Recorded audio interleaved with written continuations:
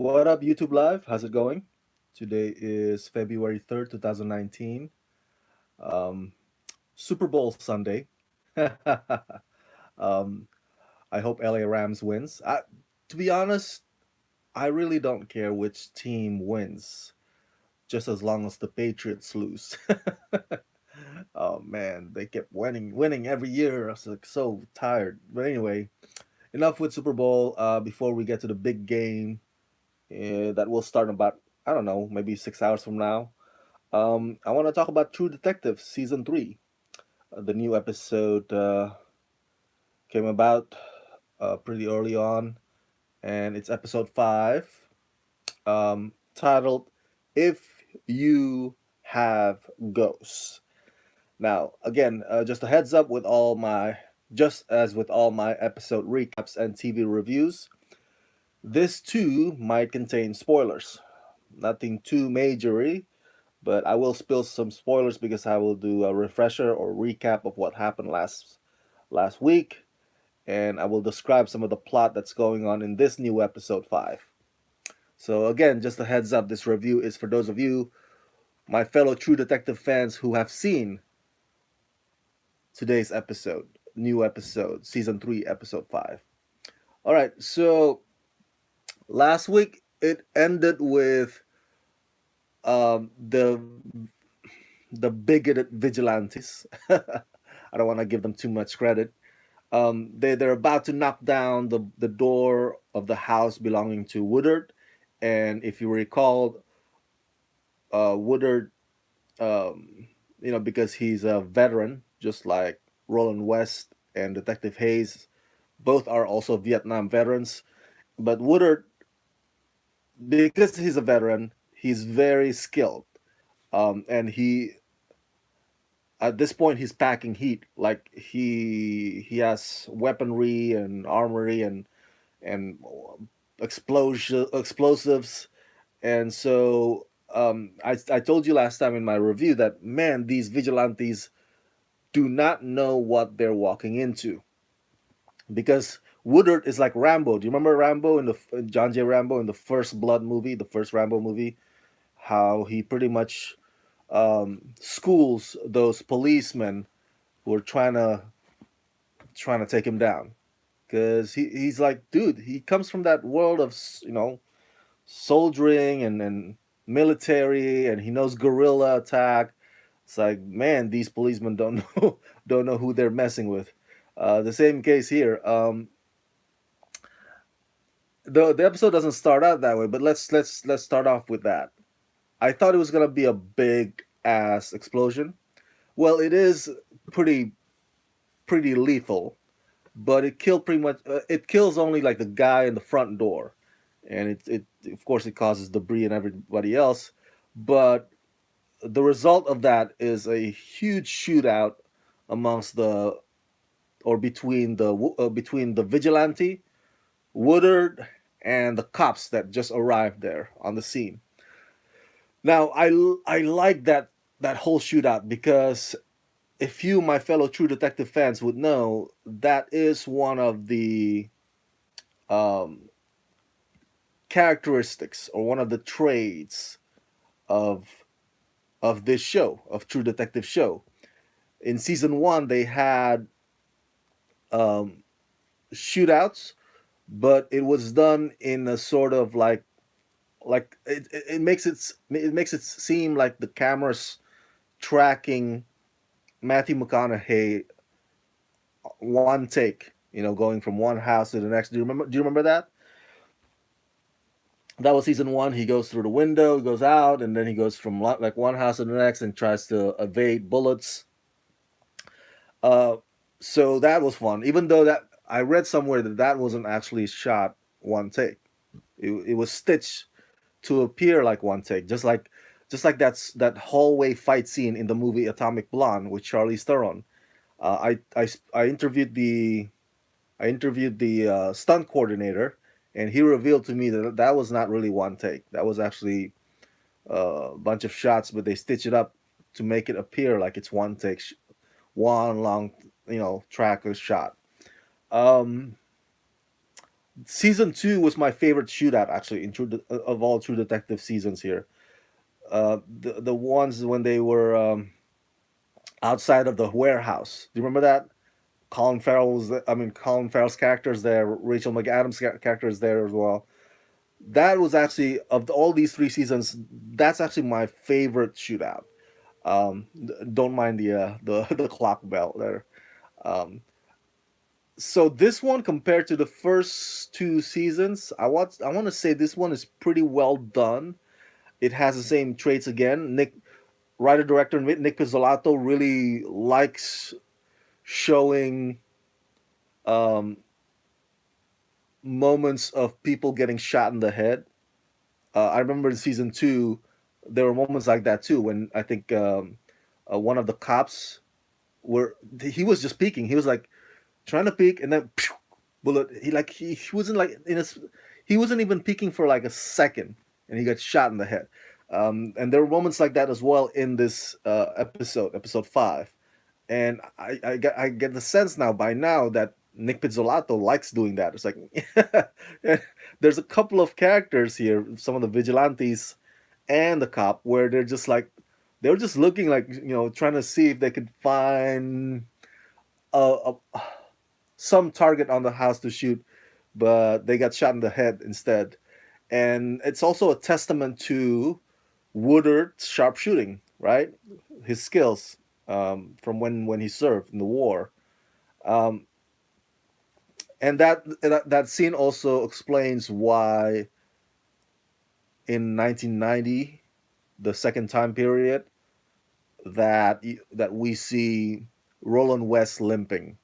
So it's explained now. Oh, one of the vigilantes kind of shot him in the leg, that scene kind of stirs up Detective Hayes pretty badly too. When Roland West was in the hospital, or is in the hospital, Hayes like, hey, I want to go see him. I want to go see him. And then Amelia comes to kind of chill Hayes, and I could tell coming a mile away that that's gonna end with sex. The moment that Hayes kind of slowly looks up at Amelia when they're sitting down on that bench in that hospital, and then he asks like, "Ooh, what's that smell?" And then Amelia's like, "Oh, that's the soap that I use." You could tell that. Oh my God, yeah, Hayes gonna take out his lash out his frustration through sex with this woman. um, but hey, it's cool. It's cool. I'm not against that. I'm not complaining about that. But it was something that I saw coming a mile away. Um, Nick Pizzolatto is not very subtle about that. um, okay, so let's get to the next point I have here on my notes. Julie, we're under the impression right now, and the cops are under the impression that Julie's still alive, right? So there's that footage from the pharmacy. It's like, oh, could that be her, right? And they track down this one man who apparently hangs out in the circles that Julie hangs out in. So I guess she goes by another name this time, Mary Julia or something like that. And so he gives some information to Hayes and Roland West. And so in this episode, we get to see another layer peeled, another clue revealed. It's like, oh man, are we getting close? Are we getting close? Now remember, this is episode five. This season three, only consists of 8 episodes. So we have 3 episodes left to go, um, which kind of baffles me because I thought that at the very least they're gonna go on to like when Game of Thrones premieres, the final season premieres this April. So I'm wondering like what is HBO gonna have airing on Sunday night in their prime time in the month of March? Am I missing out on something here? So let me know if I don't have that information, and if you do, I'm curious to know what is gonna be in the place of True Detective before Game of Thrones final season premieres in April. So that's just a quick side note. Okay. Um, the father of Julie, Thomas Purcell, played by one of my favorite character actors, Scoot McNairy, holds a press conference, and in this press conference, the kids of Woodard, um, I guess there's rumors that they're gonna start a process to rehabilitate their father's name, and they also know that uh, Wayne Hayes is the one who ended up killing their dad in that house in that shootout. Um, so there's that animosity going on. But here's the thing: it's not a big chunk of the whole episode. It's just suggested, so we might see more of them maybe in subsequent episodes. But this new evidence suggesting that Julie is still alive. So the kids of Woodard are saying, "Hey, that means our dad is innocent. If Julie's still alive, that means there's another bigger conspiracy going on here that doesn't involve my dad, and we want to clear his name." And I don't blame them. I don't blame them. At one point, right before Hayes killed Woodard, that was a very intense scene. By the way, there's a very intense scene in this episode because Hayes has Woodard like point blank from the back, targeting his head, and Woodard's like, "Hey, I'm gonna shoot you, so you better kill me." And in his speech, within it, he is saying, I'm paraphrasing, of course. He's like, because Hayes is like, "Hey, we can help you. We can get the Veterans Affairs to help you." It's like, what kind of help? Like, look at me. um, Look at us. And then he's basically Woodard's accusing Hayes, his fellow veteran. It's like, "Hey, you sold out. You're working for the man now." Um, and that to me was is even though Nick Pizzolatto did not further explore that in this episode, or maybe he won't even at all in the subsequent episodes, just for that glimpse of moment, it does. I think Nick wants to remind you of some of the sufferings that our veterans struggle through out there.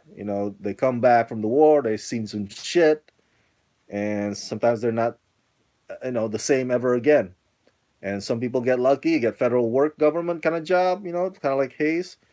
And while some people, just because maybe they're Native Americans or they're minorities, that they become invisible, even more so than not the non-minority veterans, um, because they experience bigotry and prejudice on top of not getting the help that they need.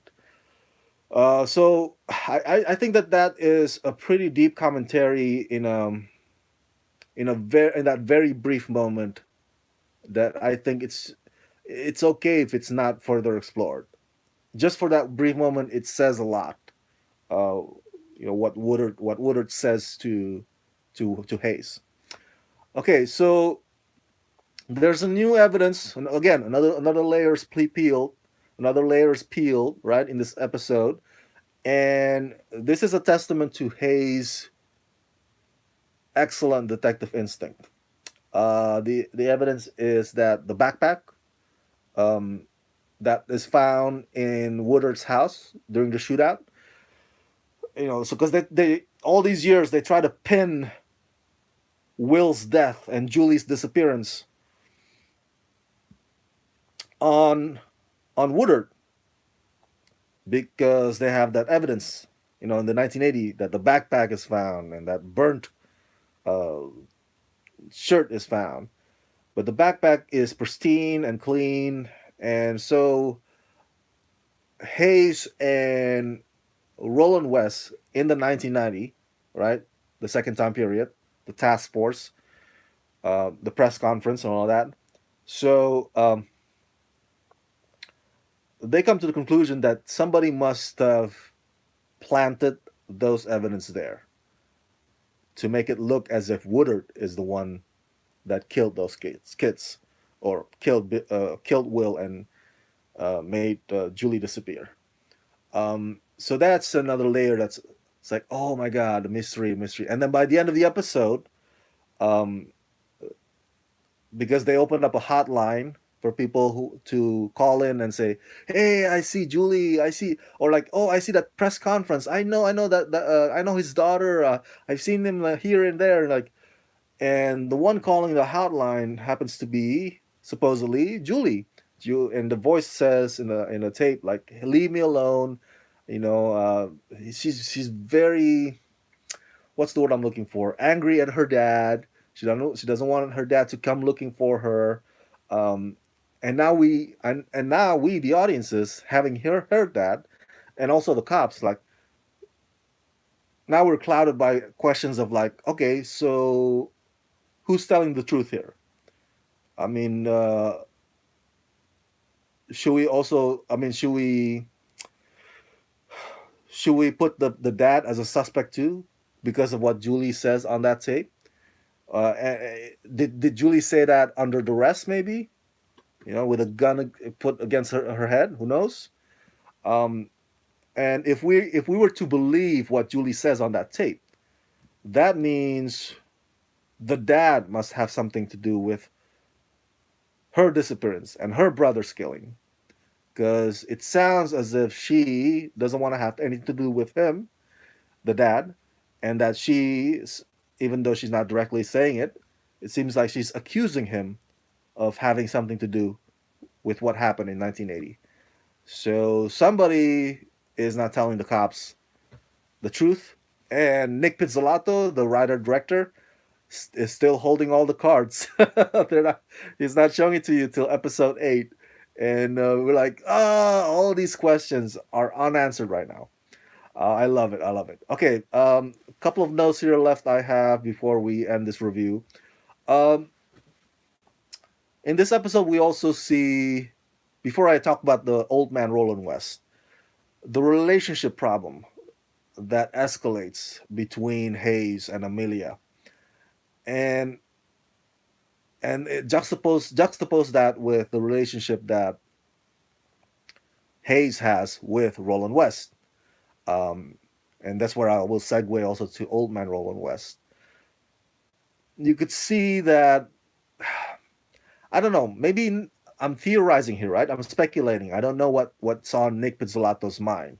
I'm just theorizing based on my analysis of the episode that uh, Hayes gets so defensive whenever,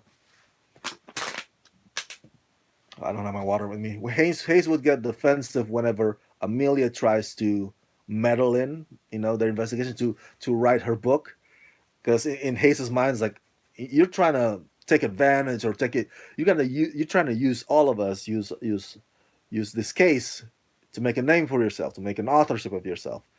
And on one hand, he's kind of right. But on the other hand, also, I'm like, dude, so what? So what if your wife wants to um, find out this or that about your case? That's part of being married, man. You don't hold secrets, and that I know that people will tell me, "Hey, Rama," because I'm not married. Like, you don't know, like, you never bring your work home. When you're home, you just talk your home stuff, discuss home issues with with your wife. But that's not the kind of wife she is, and she explains it in this episode. Like, I'm not the kind of wife that just cooks and do and does laundry, and that's it. 1950s wife. Um, so she's very ambitious, and he's very ambitious.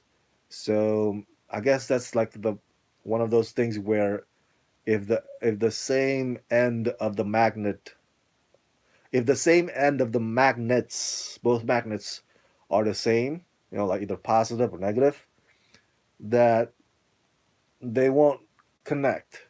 Um, because he is obsessed with the case, and she is also obsessed with the case. Um, there's no counterbalance to each of them. Um, and I think he gets defensive because he also, again, I'm speculating, he feels like this is something that um, is sacred to only him and his partner. And I think that's what Nick. My theory is that that's what Nick Pizzolatto wants to convey here, and that's why we're segueing now to Roland West, old man Roland West, um, because there had been moments throughout this season 3, including this episode, in which in which Hayes frequently, occasionally, or from time to time would step on the foot of Roland West. Not only when Hayes was the lead detective back in the 80s, but also when the leadership shifts and Roland is the lead, including in tonight's episode or today's episode. It's like, dude, go back into the squad room, because Hayes tries to like step out of bound. Is thinking like, hey, if I show this picture to Tom Purcell, maybe it would jot his memory. Um, so there'll be times like that where Hayes, from time to time, would step on Roland's foot, and throughout those times, I'm sure you can agree with me. It seems that Roland West just kind of brush it off. Like he would show his disagreement. Of course, he would express his disagreement. He would displeasure in Hayes behaving that way or that manner in that at that given moment. But it's never something that Roland West considers to be a big deal for them to be talking about throughout the whole drive or throughout the whole whatever. You know what I'm saying? It's not like Roland West puts Hayes aside. It's like, hey, I know in the 80s you're the leader, but I'm the leader now. So there's never that talk. All right. So until we see old man Roland West in this episode. By the way, the makeup job, I think the makeup job to make Mahershala Ali look old is a lot better than the makeup job to make Stephen Dorff look old. No offense, the makeup department of True Detective. But then again, I, I I say that it's easy to make Mahershala look old because the only thing that they do is that they add Morgan Freeman hair. You see Morgan Freeman from the movie Invictus, for example. That's pretty much Mahershala's hair in this one. So okay, back to my point. I'm going on tangent there. In the old man Roland West arc that we see in today's episode, he snaps. Right? He finally snaps because all those times, all those moments, those times where um, where Hayes kind of pushes his button, or at least like steps out of line and to kind of question. It's like acting like Roland is not the lead. Those moments, those times in the previous episodes finally culminated in this in today's episode where Roland snaps, old man Roland West snaps. And the thing that makes him snap is not those moments, not those times. The thing that makes him snap is like he's saying this in this episode, hey, you never call. You never visit me. You never ask how I'm doing for the past 25 years. And I thought we were partners. See? So, and I love that because their partnership, you could tell that Roland West really values their friendship. And maybe that's why he all those times in the past, he kind of brushed it off whenever Hayes kind of gets on his case because he's like, hey, this is my partner. This is my friend. He's a great detective. I'm gonna have his back because I know he's gonna have my back. So I don't care if he pisses me off from time to time. So for in Roland's mind, that he values that, and so Hayes not visiting him, Hayes not calling him, Hayes not asking how he's doing all those 25 years. That's to Roland that hurts. It's like I value us, but you don't seem to value us. You know, your head is so deep in this case. Ever since that, so much so that even Hayes ruins his marriage because He's obsessed with the case. His wife's obsessed with the case, like I said earlier. That you don't see, like hey, you don't ask how we are doing as partners. And it's funny. You could probably say that partnership is kind of like marriage, detective partnership. At least that's what this show seems to illustrate. Like, which bond is stronger, marriage or relationship? You know, like the one that Roland West has with that beautiful woman in that beautiful house. That doesn't last long, obviously. Is it that or partnership? You know, is it marriage or partnership? Apparently, you know, the show wants to say, hey, you know, by the end of this episode, even Hayes begs Roland, come with me, join me again before I start drooling and start getting dementia and start losing my grip of reality, and I die. I don't want to leave this world without solving this case. Come join me, like old times. You know, he's I love this moment at the end between these two old men, these two senior citizens, just like crying and bawling, you know, motherfucker, just spilling their hearts out, and it's like, and Roland's like, no, no, no, and then Hayes says, yes, yes, yes, come on. Hayes at one point says, stir sh- let's stir some shit up with me. I was like, ah, that's a come on, that's stronger than any romantic drama Titanic scene you can think of. That's bromance on level 9,000, okay? um, so, what a great writing on Nick Pizzolatto, Mr. Pizzolatto's part. Before I end my review here, one final funny note I have here. You could, you know, there are three time periods, right? The 80s, the 90s, and 2015. Um, so we talked about the makeup job for the old man Hayes and Roland West in 2015. And in the 80s, you have Mahershala's fro, and of course, Carmen Ejogo has her hair done in a certain way, and Roland West, of course, has her, or Steven Dorff, I should say. Steven Dorff has his hairpiece, a toupee. That they try to make it look natural, but you could still tell. Or maybe you say that that's Steven Dorff's actual hair, but they just comb it differently. Who knows? But the second time period, the 1990s, that's what cracks me up the most, because I noticed that there, including tonight's episode, there have been also moments in the previous episodes where they're trying to let you know that you're in the 90s uh, by having Mahershala and Carmen Jogo wear those um, not boot cut. I want to say straight leg, 90s kind of 90s kind of jeans, often light blue, you know, and wear sneakers instead of the just the shoes that let the bottom of the jeans drop. So I find it to be hilarious because I grew up in the 90s and I totally get that. And it, you know, at a certain point, I mean, to a certain extent, it also looks like what you would call dad jeans or mom jeans, right?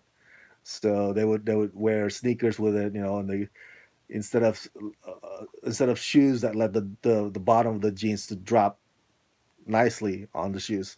So I'm not a fashion expert. I'm just saying that it's funny that the second time period, and they've shown this throughout the season, that they would go with that option, the jeans thing, just to let you know that okay, now you're in the 90s storyline. Because you see the jeans, see the jeans again, you're in the 90s, people.